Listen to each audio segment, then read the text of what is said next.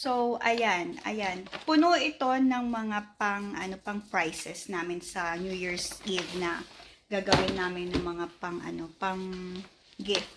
Tapos, syempre, may nabili din ako ng mga underwear, mga medyas lang, ganun. And, some underwears din para kay Arnold, pang work. And, nabili ko to. It's like, lang siya, $9. Nag-sale siya from $30. It's a pants for Cheska. So, ayan. And also, ito, sa H&M naman, meron din ditong pants. So, isusoli ko siguro to. Kasi, siya, full price siya. So, it's, $35. Same lang ng Kmart, yung look niya. So, we don't know kung alin yung magustuhan. So, ibabalik yung isa. And also, namili ako ng short para sa outfit ko na orange and white from H&M. And I paid for $40. Ayan. So, isusukat ko din siya kung bagay siya. Or, I'm just gonna use my old one. And ito, binili ko to. Hindi para sa akin. Para kay Cheska din yan. So, how much is this one? $23. Ayan. So, ganyan lang. Top lang siya. And, nabili ko na yung, binalikan ko yung sinoling ko before Christmas na long sleeve na orange. So, binili ko din siya kasi magi-game. So, para, comfy siya. Nakakainis lang kasi wala, nag-iisa na lang to. Extra small yung size niya. And it's $40. Pero, okay lang. Ang gusto ko sana yung mga large size. So, ayan. And, binalikan ko din tong polo ni Arnold, ni Mr. Bayon. Ayan. So, para comfy lang din siya. Although, binilan ko na siya sa YD last time ng orange din na long sleeve.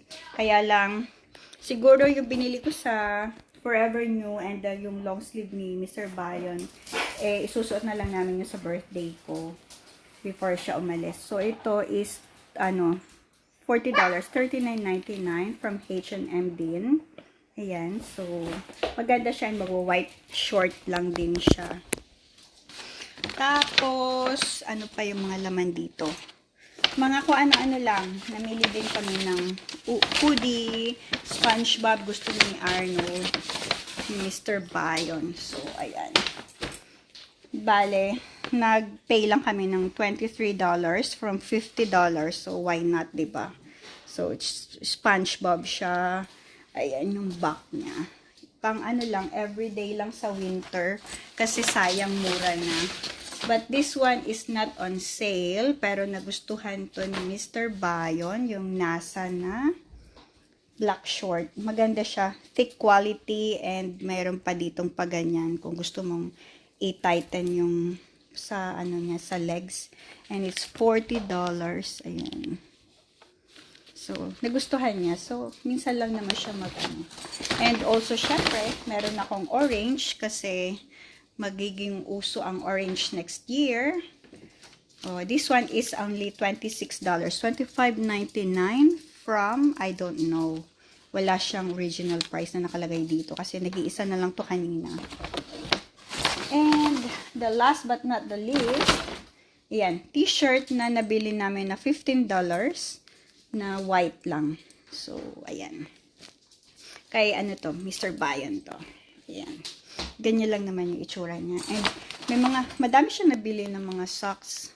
So, ganyan, yung mga ankle, lang, socks lang. So, this one is from H&M as well. And it's, $15. Ayan.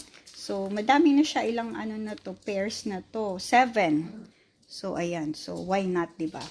So, hindi ko na iisa-isahin yung mga laman nitong, mga pang-prices namin. Pero, meron ditong for kids, for teens, and adult. So, simple lang. Kasi lahat naman kami magdadala ng mga pang-exchange, hindi pang-exchange gift, pang-prices namin. So, madaming oras kami maglalaro lahat. So, ayan. Lahat kami mag-share ng mga So, may binili din akong socks para kay Jack from Kmart.